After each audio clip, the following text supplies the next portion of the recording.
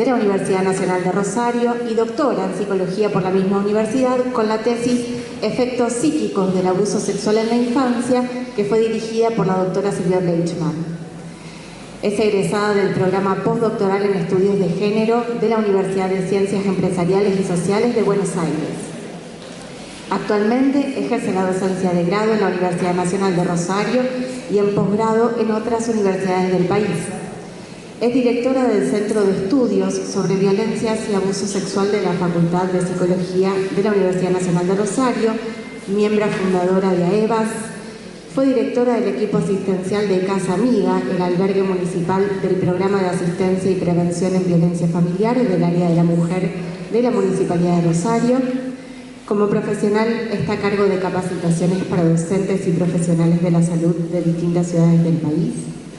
Es directora de la campaña de prevención contra el abuso sexual infantil y autora de los libros Abuso sexual en las infancias, sus efectos psíquicos, El cansancio de las pasiones y Los sonidos del silencio, lecturas clínicas sobre el abuso sexual en la infancia, publicados por la editorial Lugar.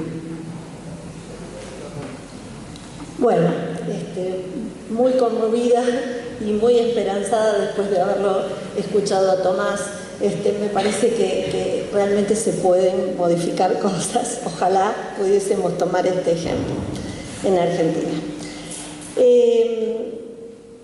Yo llamé a mi ponencia el confort de la desmentida entre la protección integral y los intereses corporativos. Cuando pensaba en el tema de esta ponencia, me di cuenta que el primer objetivo de mi trabajo está logrado de antemano, y es la realización de este encuentro. Encuentro que está destinado a quienes trabajan antes de cualquier otro interés para que el abuso no forme parte de nuestras infancias. Hace tiempo, cuando yo recibí el primer caso de una niña abusada, me sentí conmocionada y presionada por muchas preguntas, al tiempo que sabía que era poco lo que podía hacer en ese momento por aquella niña. Por supuesto, jamás imaginé entonces que podría llegar a concretar algo como esto que hoy estamos viviendo. Estar reunida con ustedes, haber formado a AEVAS, para pensar juntos cómo hacer frente a este delito y a las consecuencias que provoca. Porque ante todo yo quiero decirles que no es verdad que el abuso no causa estragos en las infancias y en las adolescencias. Nadie puede...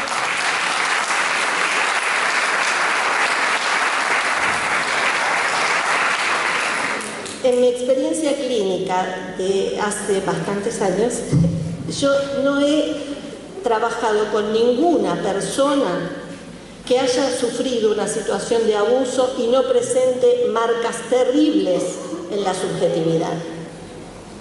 Por supuesto, la singularidad de esas marcas se evalúan en los espacios terapéuticos, pero no pueden no existir. Así que no minimizar el abuso, porque es una catástrofe para la vida de muchas niñas y adolescentes. Por supuesto, como mujer, yo ya sabía de los abusos cotidianos a los que nos enfrentamos todas.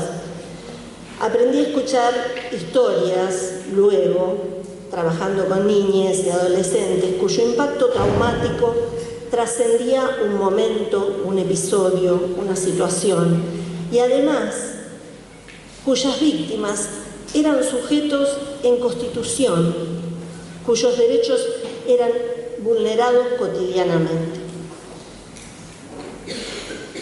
Pero también debo reconocer que dudé respecto a continuar adentrándome en lo siniestro para acompañar a esas niñas, o simplemente cerrar los ojos y pensar como muchos hacen y muchas hacen: esto no puede ser cierto. Es decir, me costaba aceptar que la crueldad sea tan frecuente en nuestra sociedad. Pero simplemente repasando la historia de nuestro país, esa ilusión de que la crueldad es una situación de excepción cae con rapidez, ya que en la última dictadura cívico-militar eclesiástica la crueldad en todas sus formas, la tortura, las violaciones, el robo de bebés fueron moneda corriente. Sin embargo, a pesar de la angustia, seguí recibiendo pacientes de todas las edades, niñas y adolescentes arrasados, con etapas de sus vidas absolutamente congeladas, mientras ellas siguieron viviendo como pudieron. Todos hemos escuchado a lo largo de este congreso en excelentes ponencias, que agradezco infinitamente, de qué se trata el abuso. Sabemos también que hay diversas formas del mismo, pero todas ellas tienen un denominador común. Ese denominador común es una forma de tortura que el agresor realiza usando su asimetría de poder y de saber, reduciendo a la víctima a la categoría de objeto de uso. Se provocan así severos procesos de desubjetivación. Para ser más precisas, debemos decir que lo que allí opera es el no registro del semejante, la indiferencia ante su sufrimiento. Podríamos pensar que en la actualidad existen, y lo sabemos, numerosas campañas para hacer visible el abuso sexual contra las infancias. Sin embargo, frente a casos concretos, observamos las mismas imprecisiones, dilaciones, desmentidas, es decir, lo que alguna vez llamé mascaradas que semejan intervenciones y que se observan muy frecuentemente en el sistema judicial. Bauman planteó hace ya tiempo que la mediación de la acción es una de las características más notables y esenciales de la sociedad moderna. Este fenómeno consiste en que las acciones de uno las lleva a cabo otra persona, una persona intermedia que está entre mi acción y yo, haciendo que me resulte imposible experimentarla directamente. Eso es claramente visible en las intervenciones judiciales frente a las denuncias de abuso. Y también es visible frente a las manifestaciones que parecen interesarse por la problemática del abuso y solo pretenden usarla para capitalizar algún beneficio. Algo así ocurre en las formas burocráticas en que se ejerce el poder, donde no hay con quién enfrentarse y uno solo se va encontrando con la cadena de medios que lo van posibilitando, hasta el último, que dice yo no tengo nada que ver. Hablamos entonces de la desresponsabilización que genera una suerte de desculpabilización respecto a la acción ejercida. Creo que respecto al abuso funciona lo que este filósofo que yo amo, como verán, que es Bauman, llamó la utilización de las pastillas para dormir la moralidad, que la burocracia y los prejuicios patriarcales utilizan en forma cotidiana. Lo central es el método de hacer invisible la humanidad de las víctimas.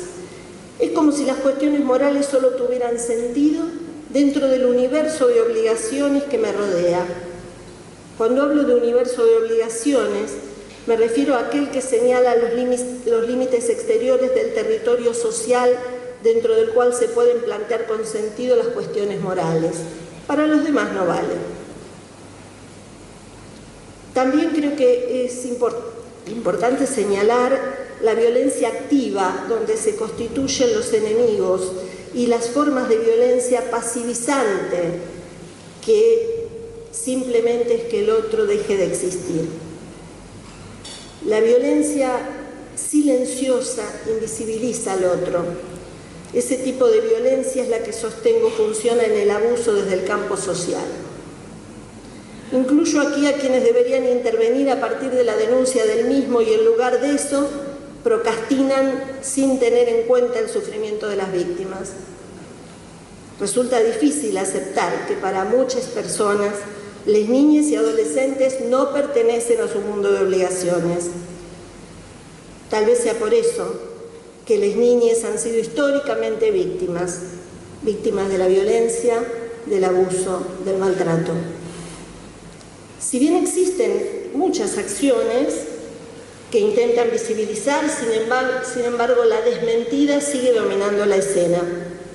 Con frecuencia quienes reciben las denuncias dudan de ellas. Muchas y muchos fiscales no actúan con la fuerza suficiente, muchas psicólogas que escuchan a las niñas no creen en su palabra, muchas juezas desmienten el abuso y realizan revinculaciones forzadas de niñas con sus abusadores.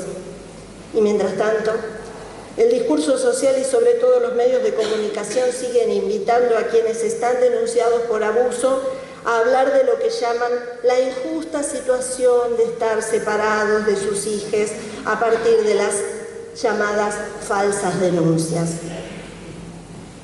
Bajo ese falso concepto se encubren muchos abusos. Por su parte, las víctimas siguen estando sospechadas y deben demostrar que son víctimas confiables, buenas víctimas. Un ejemplo de ello es la grave revictimización reiterada que sufre Telma Fardín. Un caso que sin lugar a dudas es paradigmático de esta problemática que estamos trabajando. Pareciera que más allá de las fronteras que definen el universo de obligaciones, los prejuicios y los preceptos morales los prejuicios toman la escena y los preceptos morales dejan de existir y las obligaciones no tienen validez. Entonces, para que la humanidad de las víctimas desaparezca, solo hay que expulsarla de nuestro universo de obligaciones. En la medida en que yo defino a quién me debo y a quién no, aquel a quien no me debo se invisibiliza como víctima. Frecuente situación en la escena judicial. Entonces, ustedes podrán pensar, y es interesante que lo piensen, que existen otros abusos que no son sexuales, y es absolutamente cierto. Las niñas resultan abusados emocionalmente de muchas formas, desde la humillación explícita, los gritos, el presenciar violencia en la escena familiar, el maltrato cotidiano, la indiferencia y la ausencia de alojamiento subjetivo. Todo eso causa estragos. En el caso del abuso sexual, el estrago intromisión a la intimidad del cuerpo.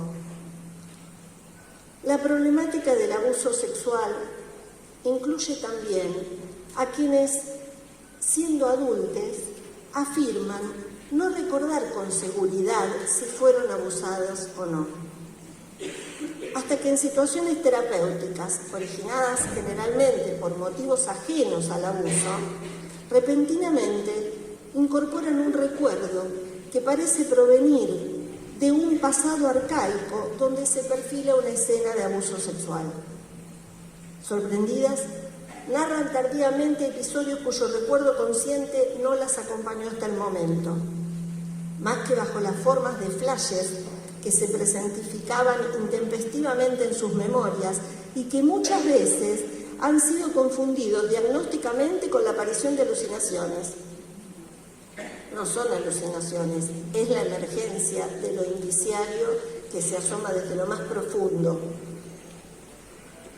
Quizás el episodio inicial del abuso no se instaló en el momento con la fuerza traumática que adquirió después, en un segundo momento cuando se consolidó su eficacia devastadora. Quisiera hablar de algo que nunca conté, me dicen estas mujeres. Así empiezan a hablar estas mujeres que han sufrido abusos en sus infancias, intentando quebrar así el silencio de algún modo, intentando enhebrar el tejido suelto de una parte de su historia que quedó simplemente rota. Sienten una desconfianza que se activa cada vez que alguien se acerca, impulsividad, inhibiciones múltiples, dificultades para armar vínculos que no dañan, perturbaciones de un cuerpo que sienten marcado, lastimado en su profundidad. Sabemos que según su edad las niñas pueden recurrir al mecanismo de la negación y decir no me pasó nada, o bien disociarse como si fueran dos personas y una de ellas apareciera realizando normalmente sus actividades cotidianas como si se hubiese olvidado de lo sucedido cuando en realidad lo está reprimiendo. Esos sonidos se harán escuchar aún en el silencio. La negación, utilizada como mecanismo primario asociado con la represión, aísla los hechos de la memoria y la conciencia, llevándolos a pensar y decir que nada les pasó. Y esto a veces impresiona, como si la víctima mintiera, retribuir información que se le solicita. Incluso se empieza a sembrar una duda respecto a que no está diciendo la verdad. Lo que ocurre es que no consigue tomar contacto con este hecho que intentó dejar de lado, si es que logró construir un recuerdo. La intensidad y lo sorpresivo del ataque que implica el contacto con el cuerpo del adulto, así como la imposibilidad de huir o defenderse, configuran una experiencia traumática con modalidades propias según sea la edad del niño, su singularidad subjetiva y la respuesta del entorno frente a la revelación. Debemos tener en cuenta que la represión y la negación son defensas rudimentarias, pero son las únicas que un niño puede sostener y configurar, intentando hacer desaparecer el hecho.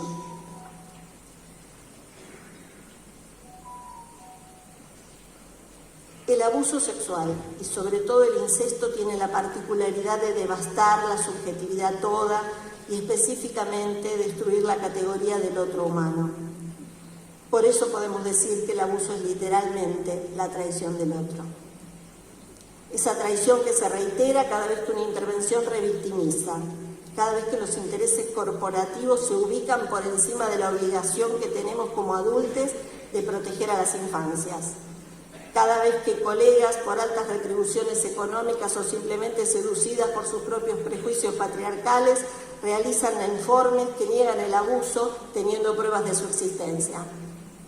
Cada vez que el Tribunal de Ética de un colegio profesional persigue a las psicólogas que atienden al niño, dando curso a la denuncia del abusador, es decir, cada vez que la desmentida opera, ubicando a las víctimas fuera del universo de obligaciones de todos y cada uno de nosotros.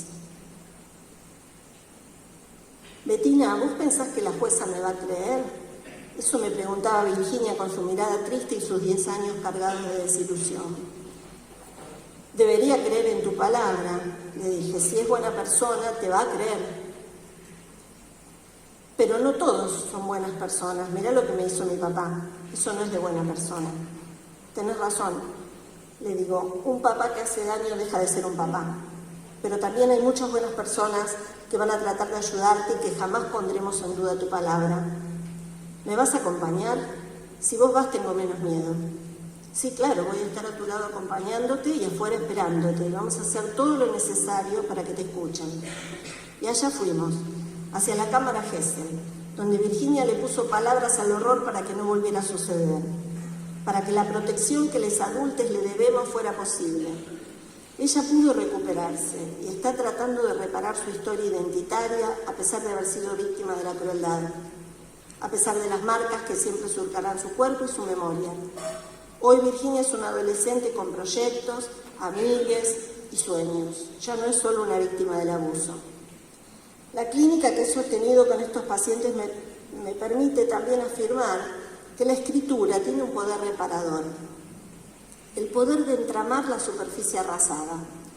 Tal vez por eso muchos de mis pacientes se atreven a escribir. Y yo me permito compartir hoy con ustedes un pequeño fragmento de una novela.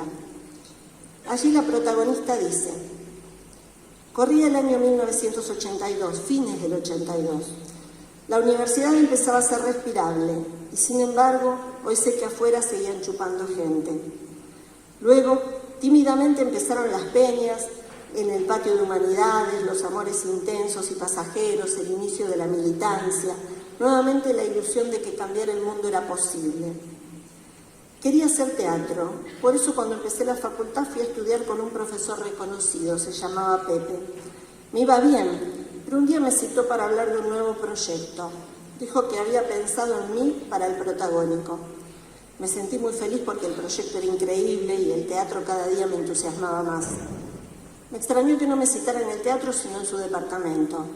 Yo sabía que él vivía con la familia, incluso su mujer también me daba clases. El departamento estaba a la vuelta del teatro. Cuando llegué, estaba solo y me miraba raro. No pasó mucho tiempo hasta que se me tiró encima y me besuqueó asquerosamente. Yo solo pensaba en cómo salir de ahí, pero ya no tenía muchas esperanzas. Se me ocurrió decirle que eso me tomaba por sorpresa y que necesitaba tiempo, ahora tenía que irme. Otro asqueroso beso más y el viejo dijo que me entendía, que yo era chiquita, que me tomara mi tiempo y nos volviésemos a encontrar tranquilos. Me abrió la puerta. Salí y corrí por varias cuadras. No me animaba a contárselo a nadie. Seguro que esto me había pasado por ser puta, varonera, la vergüenza de mis padres, mujer de la vida. Yo salía con Ernesto, un compañero de primer año de la facultad, un pibe muy inteligente con un aire distraído que enamoraba a muchas compañeras. Compartíamos clases, bares, encuentros, pero siempre estaba ocupado en otra cosa. Sin embargo, solo me animé a contárselo a él. Me miró incómodo y dijo: «Qué viejo hijo de puta». Nada más. No sé qué esperaba, que me contuviera, que me acompañara a hacer la denuncia, que fuera a encarar al tipo, no lo sé. Lo peor de todo fue que pensé que yo tenía la culpa y la falta de reacción de Ernesto me pareció confirmármelo. Estuve muy mal, eso duró mucho, igual que el asco que sentía en el cuerpo. Nunca volví al teatro. La Casa del Cine, es la novela y la he escrito recientemente. A lo largo de mis años de trabajo en clínica con sobrevivientes, confirmé que la escritura es reparadora. Es el modo de bordear con palabras lo traumático que nos aterroriza. Pero quiero decir además que la escritura es otra forma de denuncia. Por todo esto, por todas las chicas que no han podido salir corriendo, por todas las niñas sobrevivientes que he escuchado, por todas las Telmas, por todas las madres protectoras y colegas que desafiando el sistema se atreven a romper el silencio con la dignidad de su testimonio cuando se encuentran con el abuso. Por todo esto es que hoy les pido que no cedamos ante las amenazas ni ante las presiones corporativas, porque como adultos de la sociedad en que vivimos tenemos una obligación primordial, que es sin lugar a dudas la protección innegociable de nuestras infancias y adolescencias. Y finalmente me pregunto, ¿podremos tener también frente al abuso nuestro nunca más? Muchas gracias.